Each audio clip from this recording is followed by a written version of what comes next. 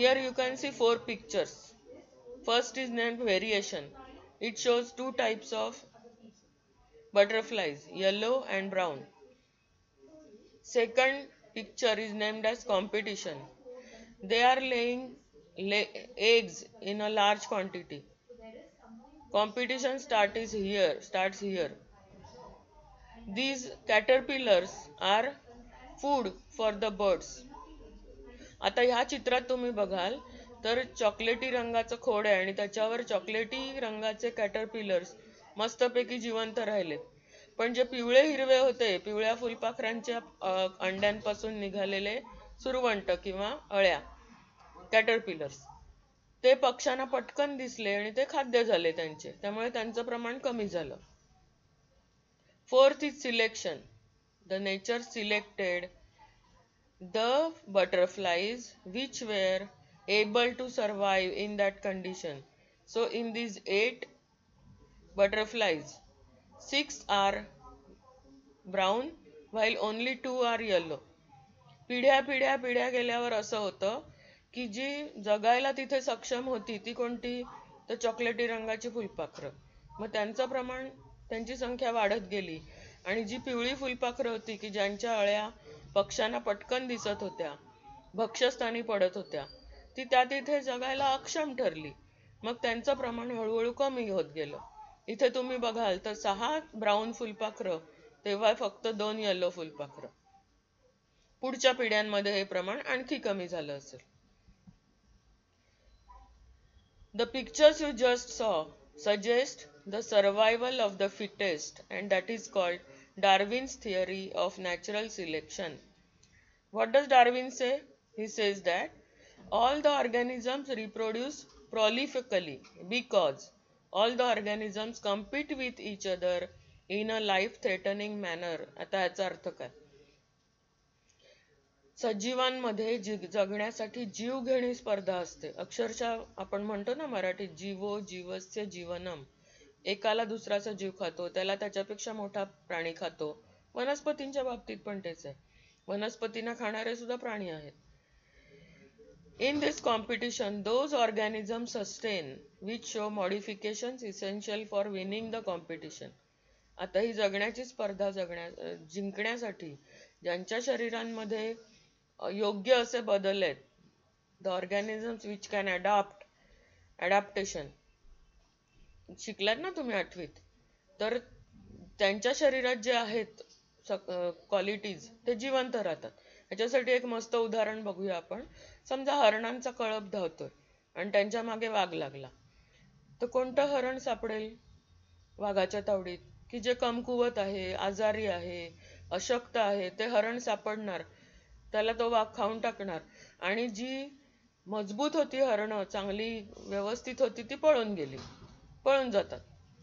So nature has selected only those organisms which are fit to live and rest perish म्हणजे नष्ट होतात. महत्वाचा आहे पुढचा भाग.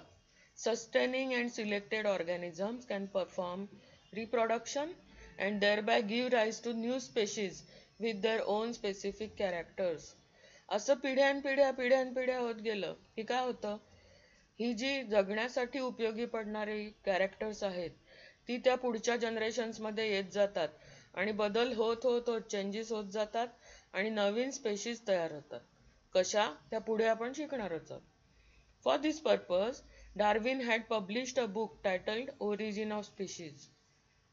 Darwin's theory was widely accepted for long duration. बऱ्याच काळापर्यंत लोकांनी ही मानली, पण काही काळानंतर काही त्याच्या विरुद्ध ऑब्जेक्शन्स घेतली गेली.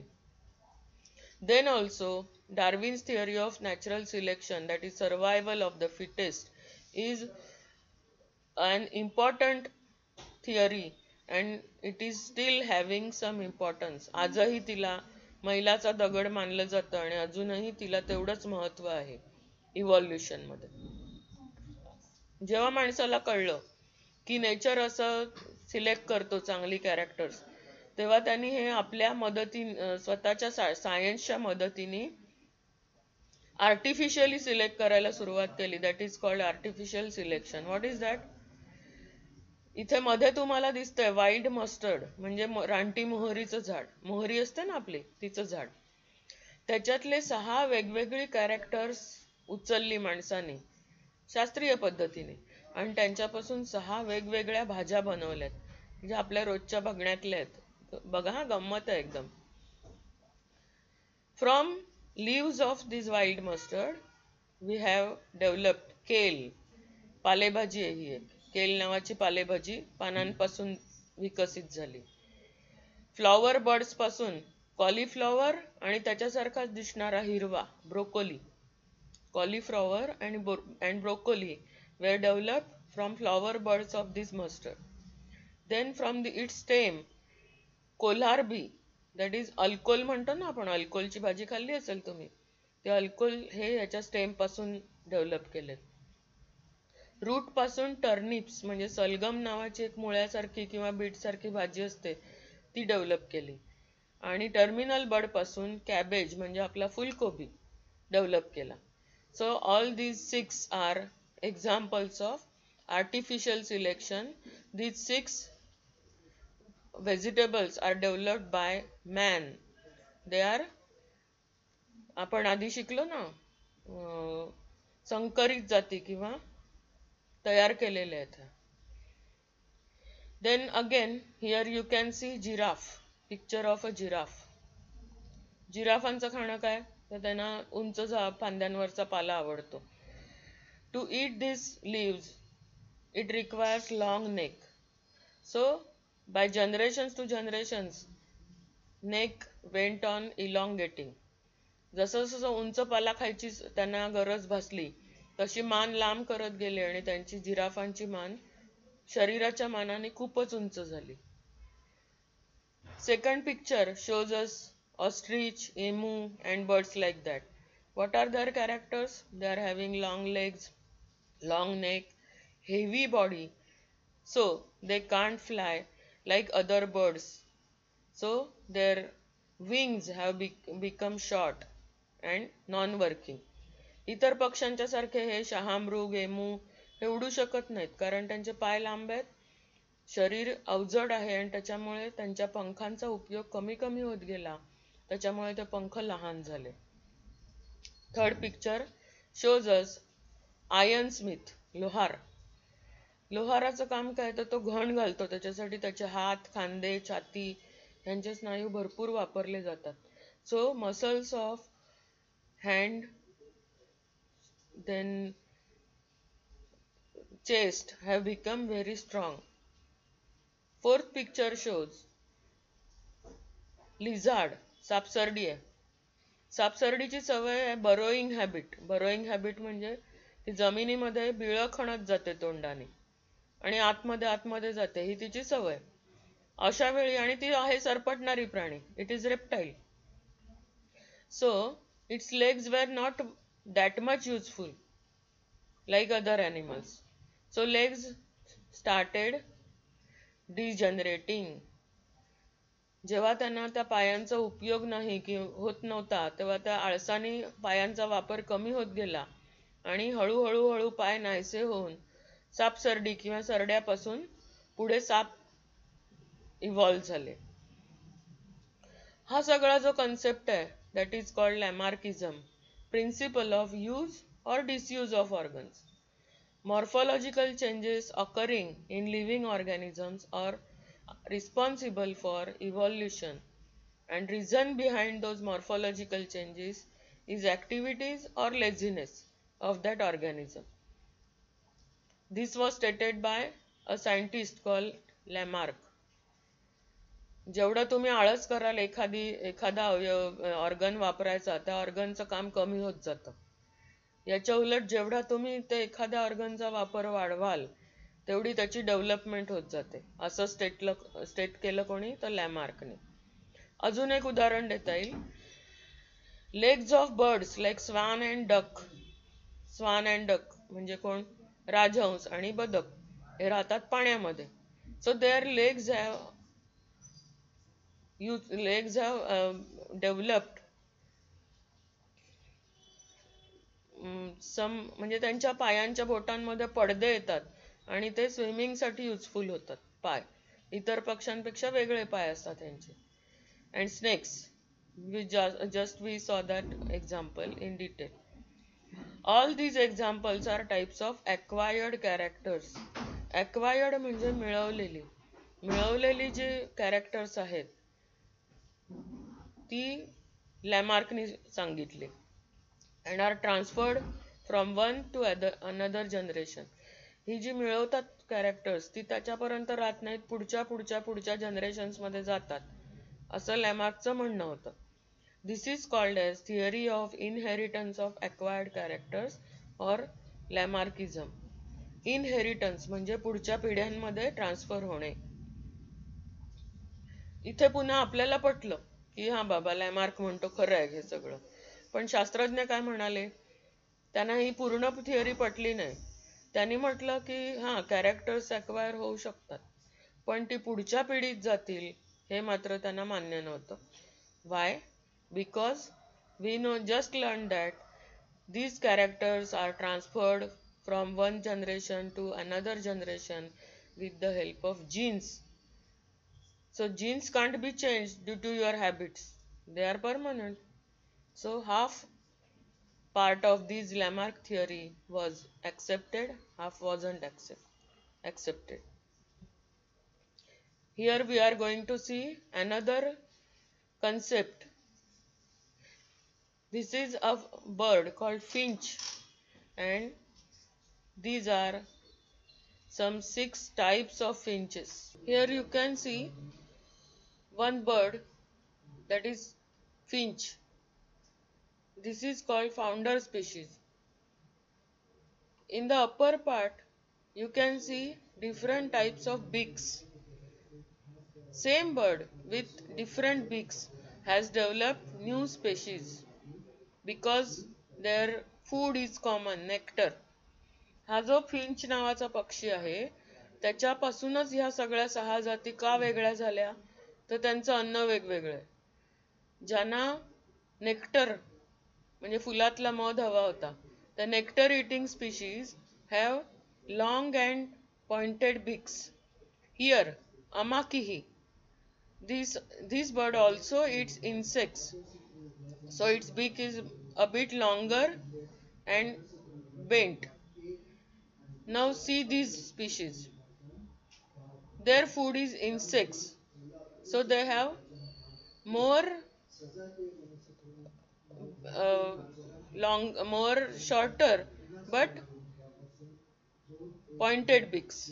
And here Nihoa finch, its food is insects, seeds and bird eggs, so its beak has become stronger to break these seeds and eggs, etc. So same one finch has developed 6 different species of finches. Here you can see a type of grass. One has developed in contaminated soil, the other has developed in mine waste.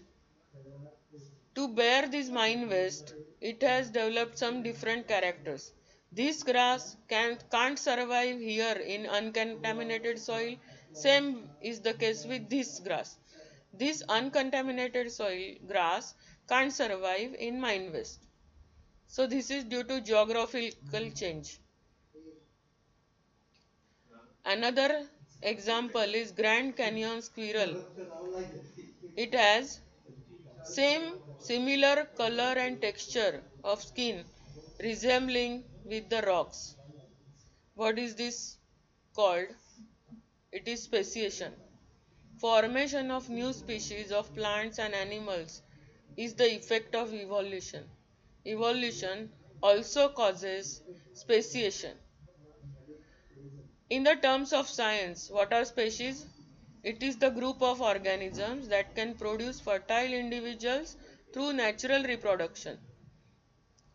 In other words, man, banyan tree, frog, then algae, these are different species. Each species grows in specific geographical conditions. Their food, habitat, reproductive ability, and period is different. So, this is how evolution results into different species. What are the factors responsible for formation of new species from earlier one? एखाद्या species पासून दुसऱ्या नवीन species तयार होण्याची कारण काय काय आहेत? Factors कोणते आहेत? Genetic variation, that is changes in jeans of a particular species. Geographical and reproductive changes. In the previous picture, we have seen example of grass, that is geographical, and reproductive changes. Or example of squirrel, it is also geographical. Then geographical or reproductive isolation also leads to speciation. This is interesting phenomenon. Sometimes some animals may cross the river or may change their habitat for food. To survive in that new habitat, their body changes.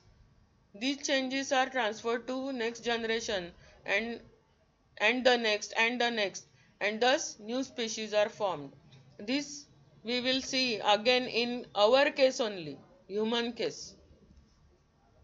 Now see this. After, now see these pictures first, then we will explain what are these called and how they developed. About 7 crores years ago, monkey-like animals, that is lemur, evolved from some ancestors who were similar to the modern lemur. Monkey-like lemur were evolved from last dinosaurs. That is this. This is monkey-like or lemur-like animals. Then about 4 crore years ago, the tails of these monkey-like creatures in Africa disappeared and they become like apes. Monkeys live on trees and apes live on land. So tail is not that much useful. Their tail disappeared, but it took 3 crore years. See this evolution, speed of evolution. After 3 crore years, their tails disappeared and they became like apes. From Africa, some of them reached Asia and were transformed into gibbon and orangutan. And about 2.5 crore years ago, chimpanzees and gorillas emerged from the rest in Africa. कसं आहे बघा, जेव्हा पहिले dinosaur, शेवटचे dinosaur नष्ट झाले 7 करोड वर्षांपूर्वी, तेव्हा लेम्यूर सारखे प्राणी आफ्रिकेमध्ये इव्हॉल्व झाले त्या डायनोसॉर पासून. त्यानंतर 3 करोड वर्षांनी, 3 कोटी वर्षांनी एप, त्यांची शेपटी नाहीशी झाली आणि त्या माकडांच्या सारख्या प्राण्यांचं रूपांतर एप सारख्या प्राण्यांमध्ये झालं. ही गोष्ट घडली आफ्रिकेमध्ये. मग त्या आफ्रिकेमधून काही गेले आशिया खंडात आले आणि त्यांच्यापासून गिबन आणि ओरांगुतान तयार झाले. तर जे मागे राहिले होते आफ्रिकेमध्ये, त्यांच्यापासून चिंपांजीज आणि गोरिलाज इमर्ज झाले. 2 करोड वर्षांपूर्वी रामापिथेकस आफ्रिकेमधून काही आशिया खंडात पोचले आणि त्यांच्यापासून गिबन आणि ओरांगुतान हे डेव्हलप झाले. तर जे काही आफ्रिकेत राहिले होते त्यांच्यापासून चिंपांजी आणि गोरिला डेव्हलप झाले. 2 करोड वर्षांपूर्वी Ramapithecus, the first human like animal to use hands and straight upright, came into being. This is Ramapithecus, who could stand upright, only stand upright, and use his hands for other works instead of walking. So this was Ramapithecus. Then came Australopithecus. Then came Homo erectus.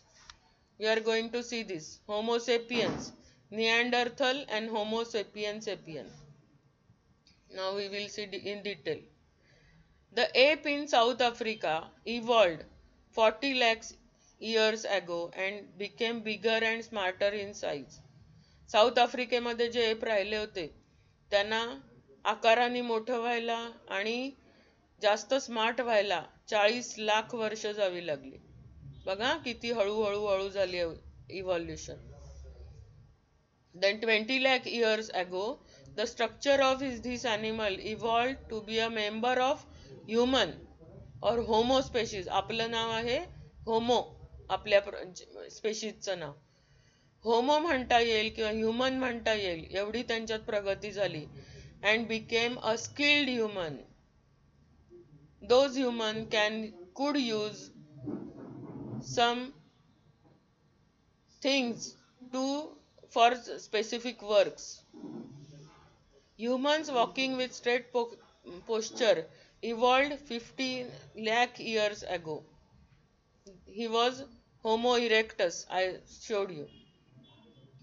Then 1 lakh year ago, the man discovered the use of fire for cooking or roasting meat, etc. His brain was developed enough to be considered a member of the class intelligent human beings, Homo sapiens, 50,000 years ago. फक्त 50,000 वर्षांपूर्वी homo Sapiens म्हणजे आपण आहोत त्याच्या आधीची ती species आली, develop झाली. Then were Neanderthal humans. They were considered to be the first of the intelligent human class. Then the Cro-Magnon human came into existence. कसे कसे होत गेलेत परत एकदा बघूया. Skilled human, then Homo erectus, then Homo sapiens, then Neanderthal, then Cro-Magnon. Next are we. The modern human, Homo sapiens sapiens, double sapiens it is having, came into existence 35,000 years ago. आपली development 35,000 वर्षांपूर्वी झाली आहे आणि आपण स्वतःला modern human समजतोय. बघा विरोधाभास कसा आहे. Only 10,000 years ago, development of culture took place through agriculture, livestock, colonies, etc. म्हणजे 10,000 वर्षांपूर्वी माणसाला शेती करण्याचा शोध लागला. तोपर्यंत आपण काय करत होतो? तेव्हाची माणसं जंगलात जे काय मिळेल ते खात होती, फळं, पाला वगैरे. पण हेच आपल्याला बिया पेरून उगवता येतं. दिस इज कॉल्ड ॲग्रिकल्चर. देन लाईव्हस्टॉक, प्राण्यांची शिकार करून खायची एवढंच ज्यांना कळत होतं त्यांनी प्राणी पाळायला सुरुवात केली. पशुपालन म्हणजे गाई, म्हैशी, शेळ्या, मेंढ्या यांचं लाईव्हस्टॉक करणे. कॉलनीज म्हणजे काय? तर एकटं राहण्यापेक्षा जर समूहाने राहिलं तर इतर प्राणी आणि आणखी कोणापासून आपलं संरक्षण होऊ शकतं हे माणसाच्या लक्षात आलं आणि त्यांनी गटांनी राहायला सुरुवात केली. That is called colonies. Art of writing was invented 5,000 years ago. Rise of modern weapons was 400 years ago. फक्त 400 वर्षांपूर्वी आपण मॉडर्न वेपन्स, मग ती काय असेल, तलवारी असतील, भाले असतील, तोफा असतील, ते वापरायला सुरुवात केली. त्याला फक्त 400 वर्ष झाली आहेत. 200 years ago, industrialization started. This you have learnt in history. Now we have reached at this stage. तंत्रज्ञानाची खूप वेगाने प्रगती होते, टेक्नॉलॉजीची. And we are searching the details of roots of human ancestry. सर्वात शेवटचं महत्वाचं वाक्य. आज आपल्याकडे एवढी तंत्रज्ञानाची साधनं आहेत की आपण कोट्यावधी वर्ष मागे जाऊन स्वतःच्याच वंशावळी शोधत आहोत. एवढी टेक्नॉलॉजी आपण शिकलो आहोत. कशामुळे? तर जरा परत आधीचं चित्र दाखवते तुम्हाला. Here we can see development of human morphology. कसं आहे, वाकडा होता तो, हळूहळू हळूहळू सरळ झाला माणूस. चारी पायांनी चालत होता, तर पुढच्या 2 पायांचा त्याने हातासारखा वापर करायला सुरुवात केला. दगडाची लाकडाची शस्त्र बनवली वगैरे वगैरे. ही त्याच्या शरीरातले बदल आहेत, बाह्यरूपी किंवा मॉर्फॉलॉजीतले. महत्वाचं मी तुम्हाला दाखवणार आहे, ही चित्र बघा. आता जे तुम्ही ऐकलं की प्रगती आपण केली आहे ती आपल्या ब्रेनमुळे. Here you can see the bones of our head. There are changes. कसे झाले चेंजेस? इथे चेहऱ्याची हाडं मोठी आहेत तर मेंदूच्या भोवतीची कमी आहेत, आकार कमी आहे. जसा जसा मेंदूचा आकार वाढत गेला तस तसे चेहरा आपला लहान होत गेलाय. बघाल तुम्ही इकडे, इथे चेहरा मोठा आहे, इकडे चेहरा खूप लहान आहे, पण मेंदूचा आकार वाढलाय. मेंदूचा आकार वाढला ह्याचा अर्थ काय? तर आपल्या गणिताच्या भाषेत बोलायचं तर एरिया वाढला. एरिया वाढला म्हणजे आपली बुद्धी वाढली. आणि ह्या बुद्धीच्या जोरावर आपण आज एवढा अभ्यास करू शकतोय आणि सगळ्या प्राण्यांच्या पुढे गेलोय. So this was our first chapter, heredity and hereditary changes. Thank you very much, students.